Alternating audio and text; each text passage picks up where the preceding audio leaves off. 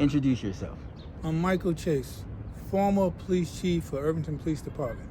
What are we doing out here in the middle of Irvington? This used to be Civic Square, but now we're in, at the statue proclaimed behind you, we're in D. Bilal Beasley Square, Town Hall. What are we doing out here on a Saturday? We're out here, I'm out here to make the community aware of what's going on. For the last 6 years, the township of Irvington has been thinking that I had retired and ambled on to a good place. Not knowing that for the last 6 years, or for the last 10 years since 2012, I've been in litigation with the Department of Police relative to disciplinary action. 10 years? 10 years. What about due process? Is that the standard time, 10 years? You know, that doesn't seem like fast justice to me. There's nothing standard about what's going on with me. We've had in the 10 years, it took 9 years to do one of the disciplinaries. In that time, prior to that time, in 2016, I had got terminated twice. Once for abolishment of my job by the administration, and the other was because of the end result of a finding of guilty on the disciplinary. The disciplinary that I was found guilty, we adjudicated. The town terminated me based on the recommendation from a hearing officer. As a result of that, we went to appellate court, and the appellate court reversed the termination and made it a suspension. That's not the main thing. That's all been done. The town appealed that, went to appellate court. The appellate court found that the merit board and the Office of Administrative Law was correct in their determination to rescind the termination. Well, Chief, when you talk about appellate court, that means that they had a ruling in the town made an appeal. How long did that one case take with the disposition of that one case? The appeal took a year. The OAL court took 3.5 years. The administrative court took another 3.5 years. On one charge? On one disciplinary case with about 22 charges in it. That was not a problem because that's been finally adjudicated. The problem is that I have not been an employee, a police officer in the township since 2016. But the town administration under Tony Vauss, Anthony Vauss, has been litigating at the expense of the township to the tune of more than $800,000 to litigate a disciplinary against a person who couldn't. I maxed out. I reached maximum retirement age July 31st. That means I could not be a police officer due to my age by law. What year? 2016. Mm-hmm. So since 2016, I could not be an employee or a police officer. So that was not an issue. The town is spending this enormous sum of money, of taxpayers' money, just because of administrative desire. And that's $800,000 on one administrative thing that you know of? No, $800,000 on litigating me. There are several other cases that were charged. I was charged 5 times, but they only did one case. It took almost 10 years to do one case.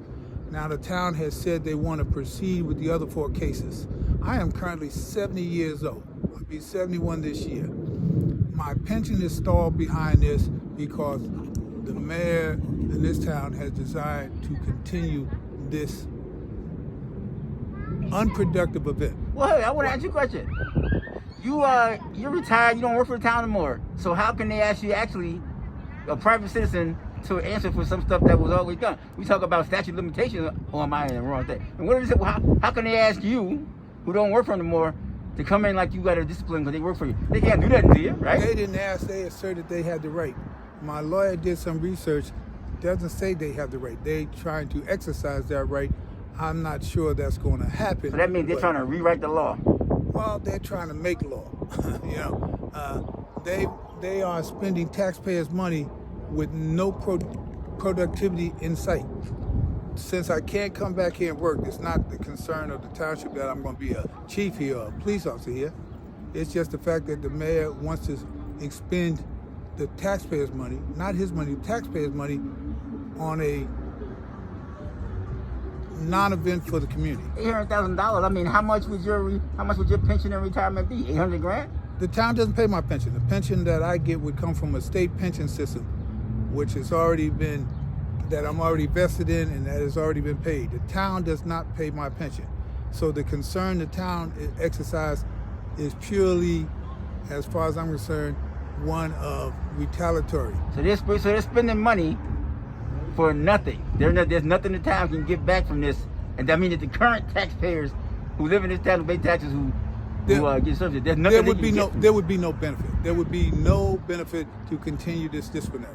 Well, then why do you think they're doing it? Well, you don't have to speculate because that's hearsay. I have documented in court this Conscious Employee Protection Act, in which I made a claim that the town retaliated against me.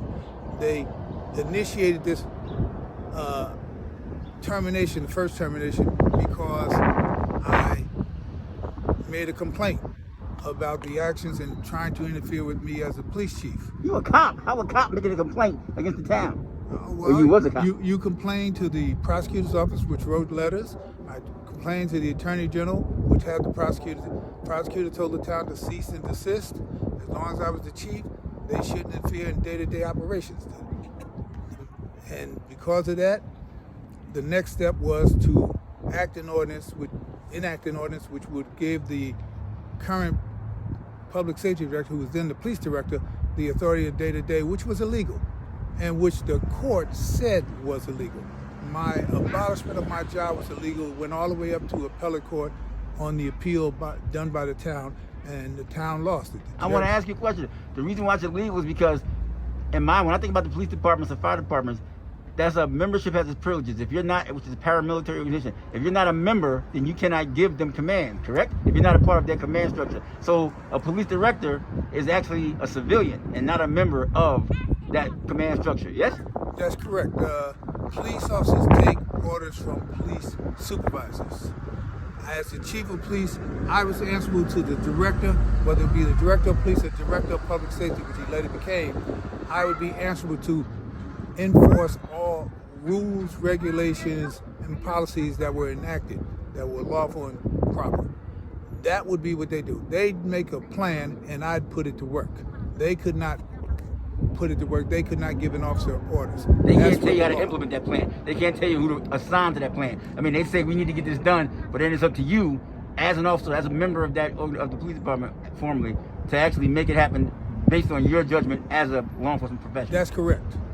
And we're here because the mayor, as was said a few weeks ago, takes his administrative fiat and decides that the town should pursue this, because the decision is strictly that of the township.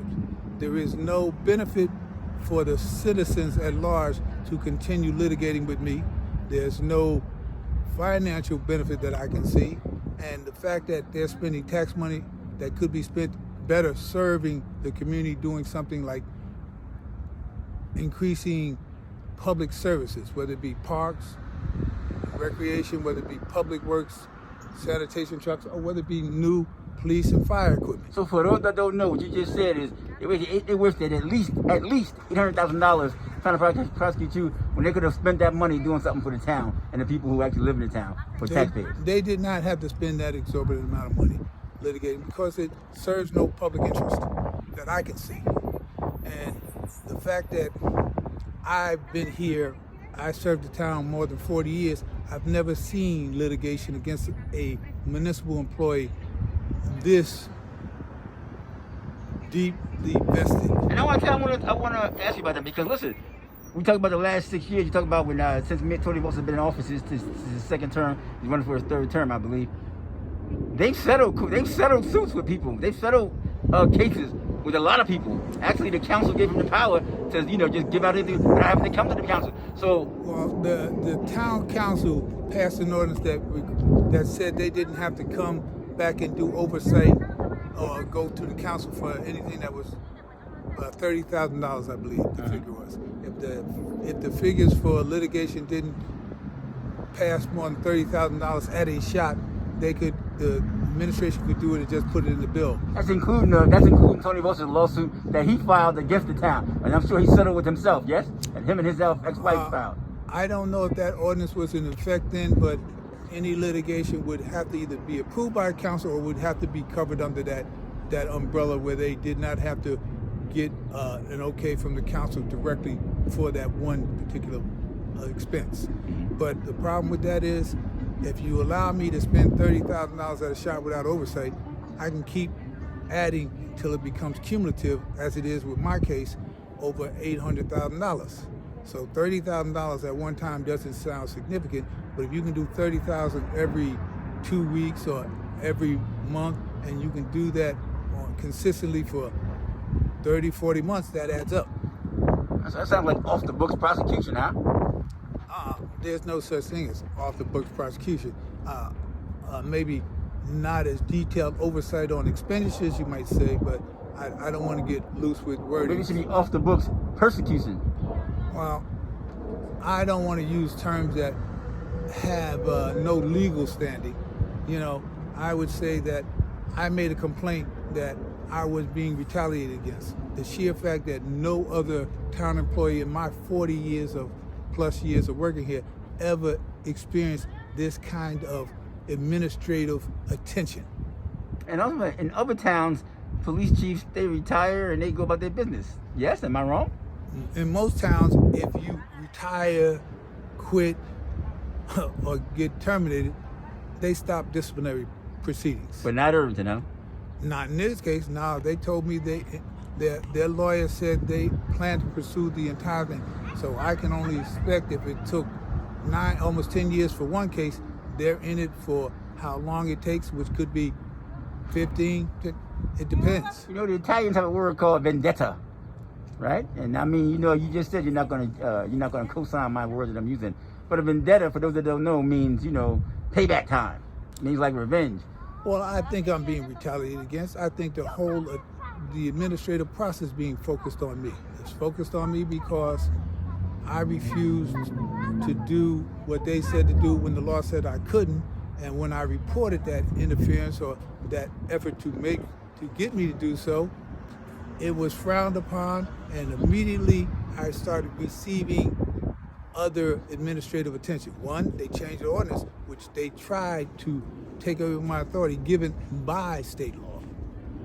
Town can't change state law. Town can make law, and that's called ordinance, but they can't change state law, nor can they supersede state law. So state law says day-to-day operation, and it belongs to the chief. That, in other words, I have control over who goes where and do what. You know, that's the prerogative of the chief. The director has the authority to say how many people do what equipment we have, where we work. That's a policy decision. That's within administrative flow, and the appropriate authority would be the director, who's under the supervision of the mayor, the BA, and the mayor. Okay. All right. So where do we stand now, Chief? Like I said, you said what? 10 years in, right?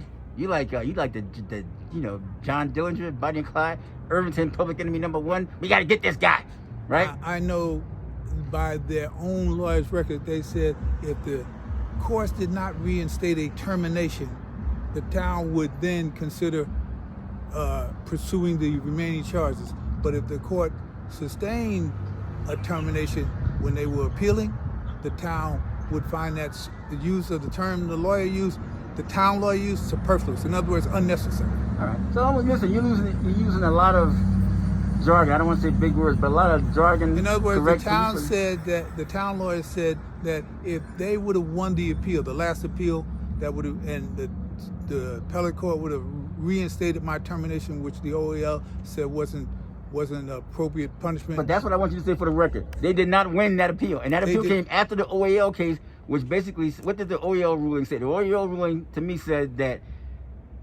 they said that when they moved against you you call it retaliation, but to discipline you, that their discipline was extreme. That it was. They said the appropriate discipline was not termination. Okay, they imposed a suspension in lieu of that. That's what they said. The town then appealed that ruling by the OAL, which then went to the merit board. The merit board affirmed the OAL hearing. They then took those rulings and went to the appellate court of New Jersey, and the appellate court then agreed with the merit board and the administrative law judge. and said that termination was not their decision to change it from termination to suspension was appropriate. Are you the Teflon cop? Like John Gotti was the Teflon Don, and the government wanted to get him because they could never prosecute him. But it sounds like, the government kept losing and kept losing.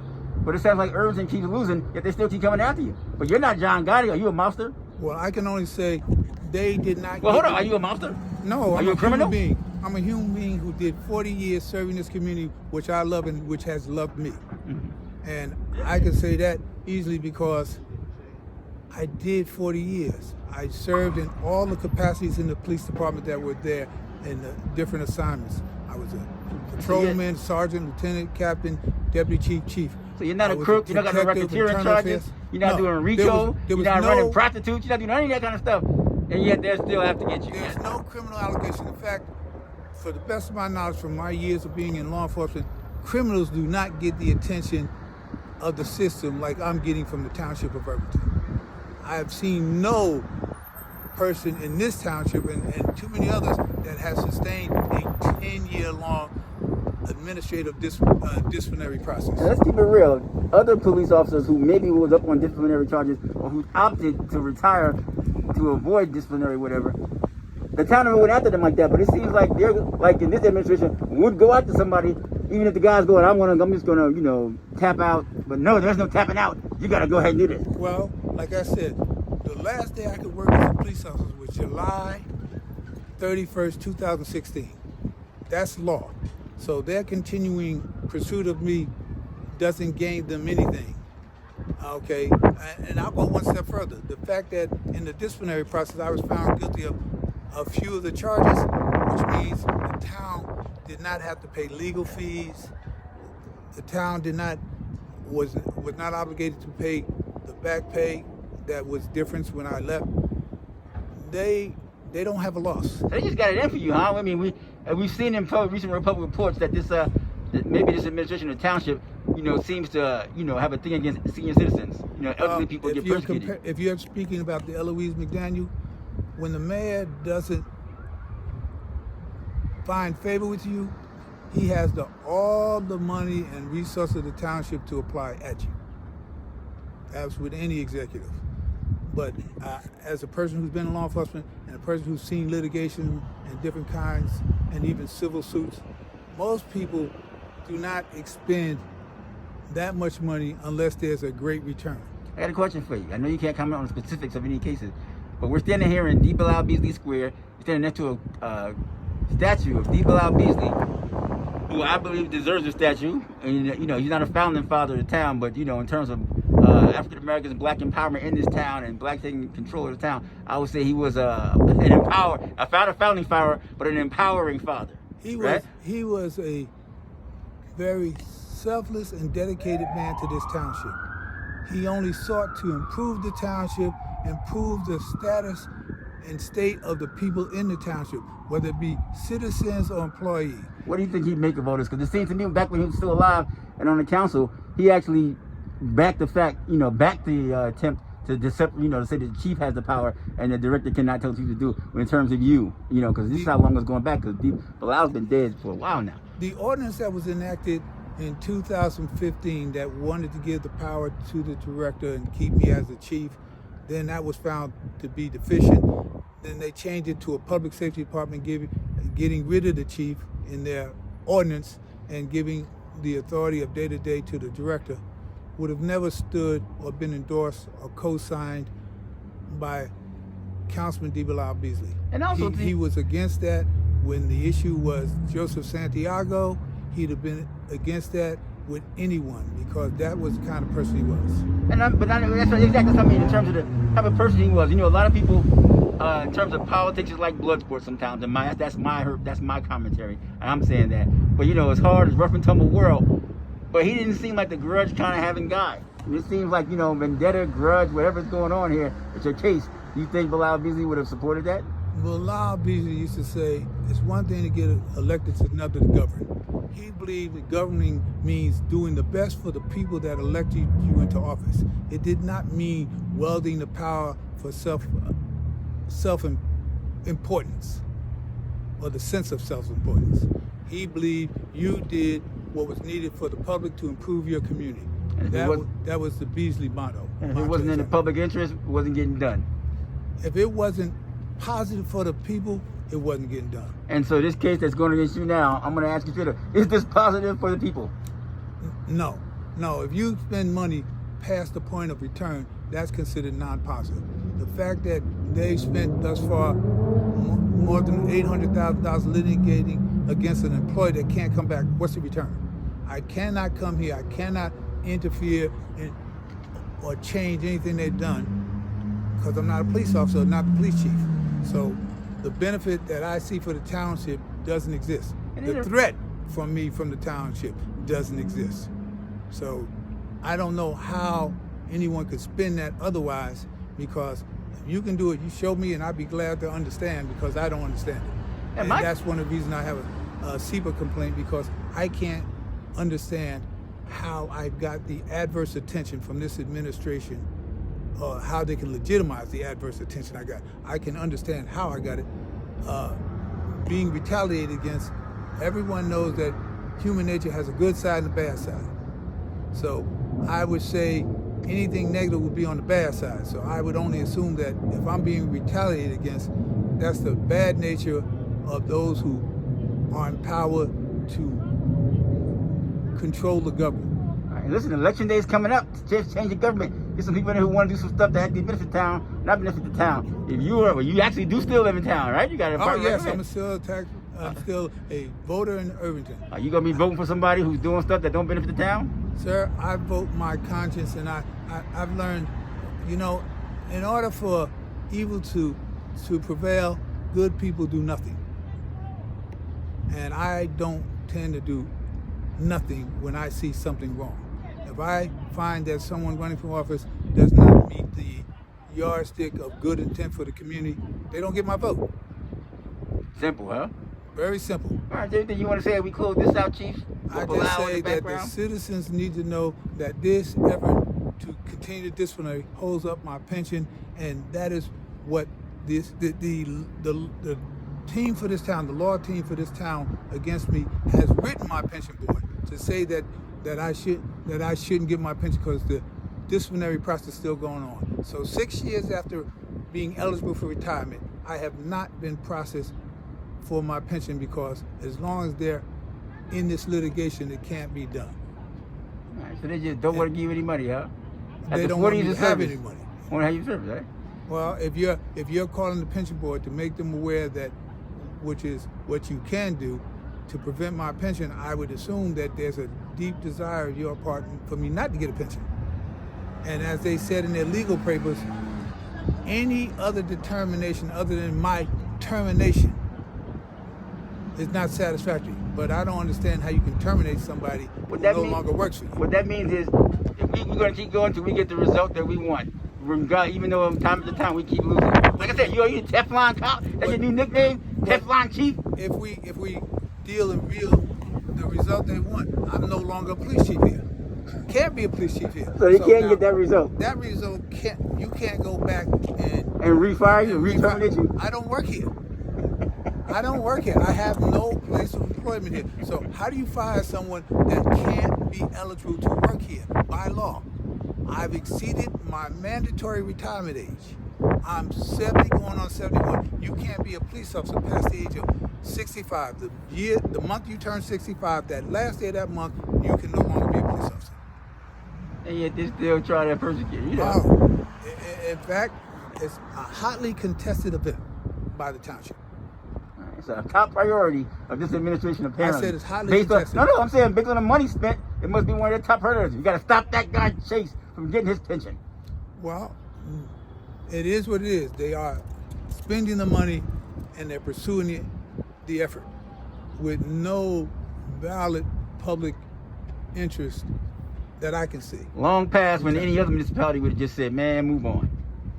Long past almost any, I don't know even in the private sector where an employee who's not charged with a criminal act or a civil act of theft of some or misconduct would be egregiously impacting on them legally that pursues anything. That's what corporations do, right? Corporations got so much money that when regular small little guy tried to prosecute them for something that they got caught doing. They just got enough money to keep it in court so long, so long to like wear them out. You know, we got more finances and we got more than you guys got, so we'll outlast you. The township of Irvington has a limitless funding. It's called tax dollars.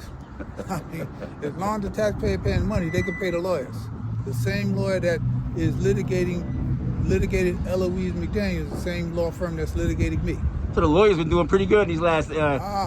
Whenever any litigation occurs, lawyers definitely make money. So somebody is. All right. Thank you very much, Chief. Come on.